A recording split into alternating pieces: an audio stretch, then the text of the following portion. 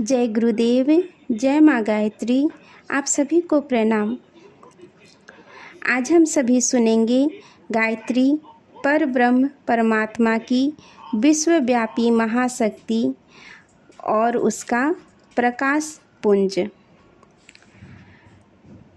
गायत्री के पंचमुखी चित्रों एवं पंचमुखी प्रतिमाओं का प्रचलन इसी प्रयोजन के लिए है कि इस महामंत्र की साधना का अवलंबन करने वालों को यह विदित रहे कि हमें आगे चलकर क्या करना है। जप, ध्यान, स्तोत्र, पाठ, पूजन, हवन ये आरंभिक क्रिया कृत्य है। इनसे शरीर की शुद्धि और मन की एकाग्रता का प्रारंभिक प्रयोजन पूरा होता है। इससे अगली मंजिलें करी है, उनकी पूर्ति के लिए साधक को जानकारी प्राप्त करनी चाहिए और उस मार्ग पर चलने के लिए आवश्यक तत्परता, दृढ़ता एवं क्षमता का संपादन करना चाहिए। इतना स्मरण यदि साधक रख सका तो समझना चाहिए कि उसने गायत्री पंचमुखी चित्रण का प्रयोजन ठीक तरह से समझ लिया। वस्तुतः गायत्री परब्रह्म परमात्मा की विश्वव्यापी महाशक्ति है। उसका कोई स्वरूप नहीं। यदि स्वरूप का आभास पाना हो तो वह प्रकाश रूप में हो सकता है। ज्ञान की उपमा प्रकाश से दी जाती है। गायत्री का देवता सविता है। सविता का अर्थ है सूर्य, प्रकाश पुंज। जब गायत्री महाशक्ति का अवतरण साधक में होता है तो साधक को ध्यान के समय प्रकाश बिंदु एवं वृत्त का आभास मिलता है। उसे अपने हृदय, सिर, नाभि अथवा आँखों में छोटा या बड़ा प्रकाश पिंड दिखाई पड़ता है। वह कभी घटता कभी बढ़ता है। इसमें कई तरह की कई आकृतियाँ भी, कई रंगों की प्रकाश किरणें दृष्टिगोचर होती है। ये आरंभ में हिलती डुलती रहती है, कभी प्रकट कभी लुप्त हो जाती है, पर धीरे धीरे वह स्थिति आ जाती है कि विभिन्न आकृतियाँ, हलचलें एवं रंगों का निराकरण हो जाता है और केवल प्रकाश बिंदु ही शेष रह जाता है।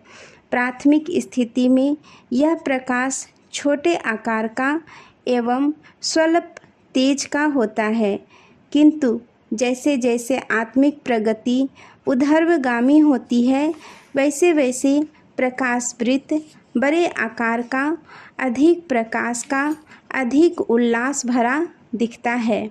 जैसे प्रातःकाल के उगते हुए सूर्य की गर्मी पाकर कमल की कलियां खिल पड़ती है, वैसे ही अंतरात्मा इस प्रकाश अनुभूति को देखकर ब्रह्मानंद का, परमानंद का, सच्चिदानंद का अनुभव करता है। जिस प्रकार चकोर रात भर चंद्रमा को देखता रहता है, वैसे ही साधक की इच्छा होती है कि वह इस प्रकाश को ही देखकर आनंद विभोर होता रहे। कई बार ऐसा भावना भी उठती है कि जिस प्रकार दीपक पर पतंगा अपना प्राण होम देता है, अपनी तुच्छ सत्ता को प्रकाश की महत्ता में विलीन होने का उपक्रम करता है, वैसे ही मैं भी अपने अहम को इस प्रकाश रूप ब्रह्म में लीन कर दूं। यह निराकार ब्रह्मा के ध्यान की थोड़ी झांकी हुई अनुभूति की दृष्टि से साधक को ऐसा भान होता है मानो उसे ब्रह्म ज्ञान की तत्व दर्शन की अनुभूति हो रही हो। ज्ञान के सारांश का जो निष्कर्ष है, उत्कृष्ट आदर्शवादी क्रियाकलाप से जीवन को ओतप्रोत कर लेना, वही आकांक्षा एवं प्रेरणा मेरे भीतर जाग रही है। जागरण ही नहीं वरन संकल्प के निश्चय का, अवस्था का, तथ्य का रूप धारण कर रही है। प्रकाश की अनुभूति का यही चिन्ह है।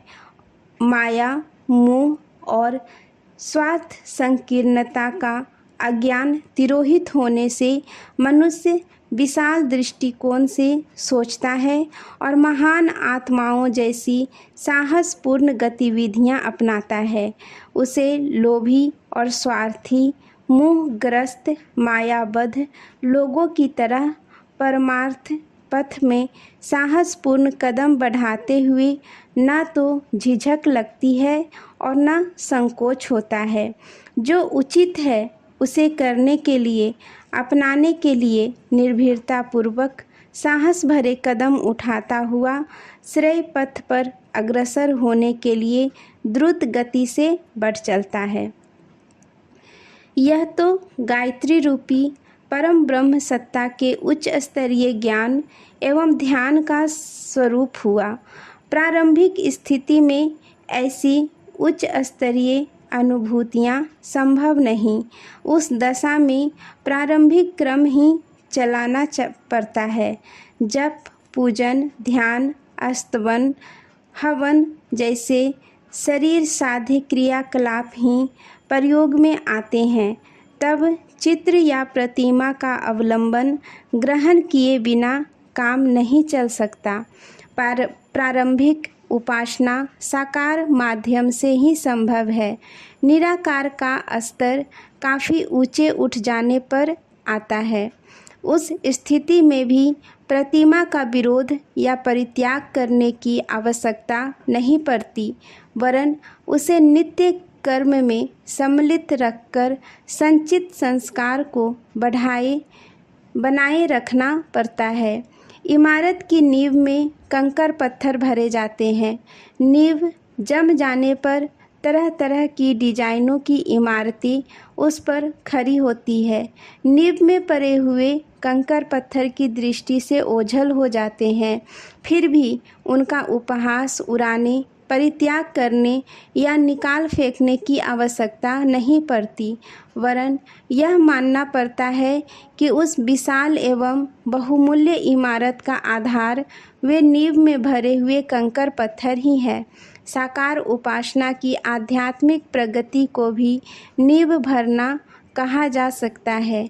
आरंभिक स्थिति में उसकी अनिवार्य आवश्यकता ही मानी गई है। अस्तु अध्यात्म का आरंभ चिर अतीत से प्रतिमा पूजन के सहारे हुआ है और क्रमशः आगे बढ़ता चला गया है।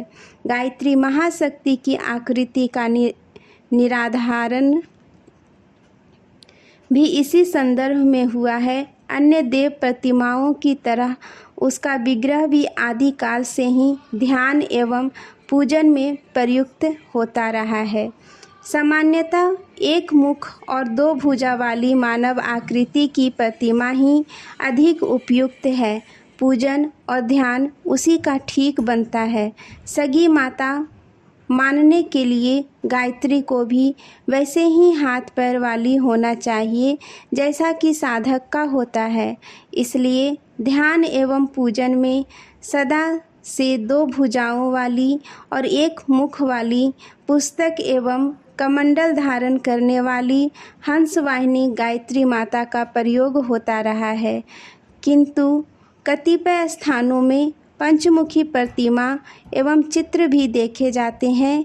इनका ध्यान पूजन भले ही उपयुक्त न हो, पर उसमें एक महत्वपूर्ण शिक्षण, संदेश एवं निर्देश अवश्य ही भरा हुआ है।